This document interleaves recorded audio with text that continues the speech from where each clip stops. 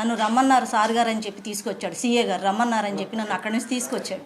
అక్కడి నుంచి తీసుకొచ్చి నా చేతిలో ఫోన్, నేను వస్తాను, నా చేతిలో ఫోన్ లాగేసుకొని నన్ను తీసుకొని వెళ్ళిపోయి 12:30 1 గంట దాకా నన్ను అక్కడ పెట్టి సార్ పిలుస్తున్నారని చెప్పారు. లోపలికి వెళ్తే నీ కొడుకు ఎక్కడా అని అడిగాడు. నా కొడుకు ఎక్కడ ఉండట్లేదయ్యా, వేరే చోటకి వెళ్ళిపోయాడు, ఏదో కష్టపడి బతుకుతున్నాడని నేను చెప్పా. నీ కొడుకుని నేను చంపేస్తా, నువ్వు దండ రెడీ చేసుకో, వెళ్ళిపో బయటికి అని చెప్పి నోటికొచ్చినట్టు మాట్లాడి నన్ను బయట కూర్చోబెట్టి నేను వెళ్ళిపోయి బయట కూర్చున్నా. తిడుతున్నాడని చెప్పి కూర్చుంటే కాసేపు ఆగిన తర్వాత 1:30 2 అయ్యింది అయ్యా. నేను వెళ్ళిపోయి కింద వెళ్ళమ్మా భోజనం చేసిరా నీరసంగా ఉన్నామని పక్కన వాళ్ళు అన్నారు. అంటే నేను కిందకి వెళ్ళిపోయి కూడా నాకెవరో పైనుంచి పిల్లల కేకలు వినపడుతున్నాయి కొడుతున్నట్టు. నేను ఇక గుమ్మలోకి ఎక్కడి దాకా రోడ్డు మీదకి కూడా రాలా. నేను ఇంకా ఆ గేటు దాటి బయటకు వచ్చాను. నాకు కేకలు వినిపించేటప్పుడు అమ్మో నా పిల్లోడు ఇక్కడే ఉన్నాడని చెప్పి నేను వెనక్కి వచ్చాను. పెద్ద కేకలు. నన్ను చూడండి అయ్యా, మా అబ్బాయి ఇక్కడే ఉన్నాడయ్యా, నన్ను ఎందుకు ఇన్ని రోజుల నుంచి తిప్పుతున్నారు, నా కొడుకుని తీసుకొచ్చేసి నన్ను ఇలా చేసి వాడి గోల్డ్ పీకేసి ఇష్టం వచ్చినట్టు ఆంబోతులాగా కొట్టి, చాలామంది ఉన్నారయ్యా, దాంట్లో 5-6 ఉన్నారు. నా బిడ్డను పట్టుకొని కొట్టి ఆ బాబురాగాడు బండెక్కించుకెళ్ళి నా బిడ్డను ఏం చేశాడో మీ అందరికీ న్యాయంగా ఉంటే ఆ బాధ భరాయించలేక మా చెల్లికి వచ్చి చెప్పుకొని వాళ్ళని తీసుకెళ్తే ఆవిడ లాయర్ని తీసుకొని వెళ్తే మేము తీసుకురాలేదమ్మా అని కాసేపు, ఎక్కడన్నా ఉన్నాడేమోలే కనుక్కుంటామని కాసేపు అలా చెప్పి మమ్మల్ని మబ్బీ పెట్టాడు. ఎన్ని రోజులు మబ్బీ పెట్టాడో. అలా నేను వాళ్ళు వెళ్ళిపోయి పాపం సరే తర్వాత మాట్లాడదాంలే మనం అని చెప్పేసి నన్ను లాయర్ గారి దగ్గర తీసుకెళ్ళిన తర్వాత వాళ్ళు అట్ట మాట్లాడుతూనే ఉన్నారు. నేను మళ్ళీ వచ్చి అయ్యా ఫోన్ అన్న ఇవ్వండి అయ్యా, నా కొడుకు ఎక్కడ ఉండాలి, నేను ఫోన్ చేసుకుంటానంటే ఒక్కడు కూడా సహకరించలేదయ్యా. నా పిల్లోడిని కొట్టి కింద పడేశారయ్యా బాత్రూమ్ దగ్గర తీసుకొచ్చి. ఈ పిల్లోడు మా పిల్లోడేనా అంటే మీ పిల్లోడు కాదు, వెళ్ళిపో, నువ్వు వెళ్ళిపో ముందు ఇక్కడి నుంచి, దాన్ని పంపించేయండి రా బయటకని అడిగాడయ్యా. ఎన్ని మాటలు మాట్లాడు అంటే అన్నాడులే, నా బిడ్డ నాకు కావాలనుకుని నేను నుంచున్నా అక్కడ. నన్ను ఎంత చేశాడంటే నేను ఎందుకోసం బాధపడుతున్నానంటే నా కొడుకుని ఇంకెక్కడి నుంచన్నా తీసుకొస్తారేమోనని నేను చూసుకుందామని బాధపడుతున్నా. కానీ ఇంత అన్యాయం చేసినోడికి మీరు ఎంత మద్దతు చేస్తున్నారంటే నిజంగా కూడా ఆ పార్టీ కేసు కట్టి ఈ పార్టీ కేసు కట్టి అందరూ వస్తున్నారు మాకు. నా బాధ చూసి నా కొడుకు ఇలా జరిగిందని ప్రతి ఒక్కళ్ళు వస్తున్నారు. అందరి మీద నెడతామా మనము? ఎంతమందిని కొంటాడయ్యా డబ్బులు పెట్టి, ఎంతమందిని కొంటాడు, ఈడట్ట ఈడిట్ట అని వేస్తున్నాడు. ఇప్పుడు వరకు నువ్వు ఎన్ని చేసావు ఎవరికి తెలియదా? బయటికి రావట్లేదా? నువ్వు డబ్బులు పెట్టి కొనుక్కొని జరిపించుకుంటున్నావు.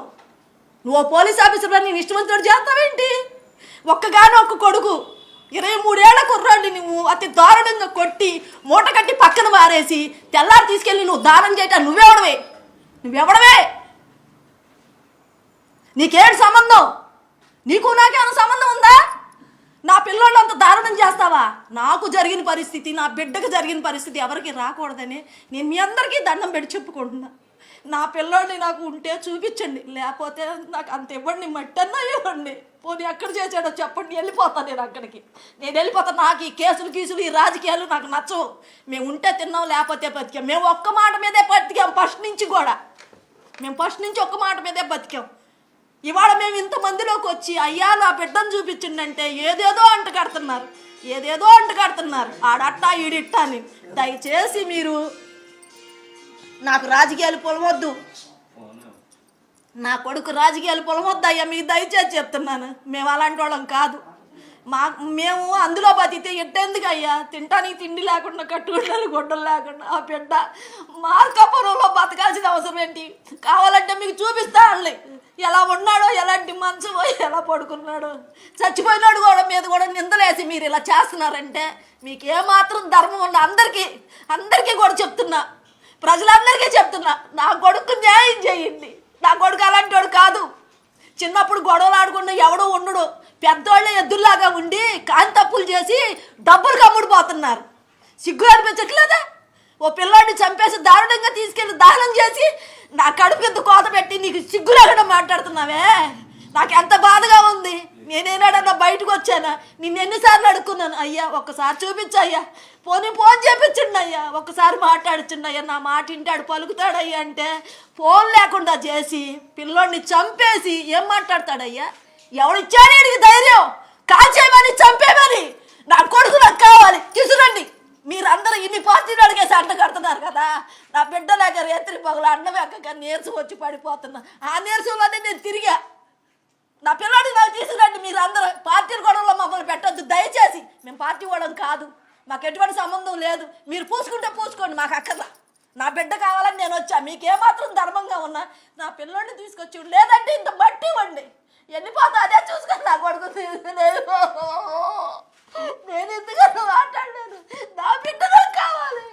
నాకు నేను అన్నం ఉంటే తినిపించుకునే రాదే, కష్టపడి అట్ట పడుకునేవాళ్ళం తినకుండా. అంతేగాని ఈ దొంగ రాజకీయాలు చెయ్యొద్దయ్యా, దయచేసి చెయ్యొద్దు. మా మీద పెట్టొద్దయ్యా, మా మీద పెట్టొద్దు. ఇప్పటికే నలిగిపోయి ఆడుతున్నా నేను. రోజు కనపడుతున్నాడు. రోజు నా బిడ్డ నేను తల్లి చేశారు.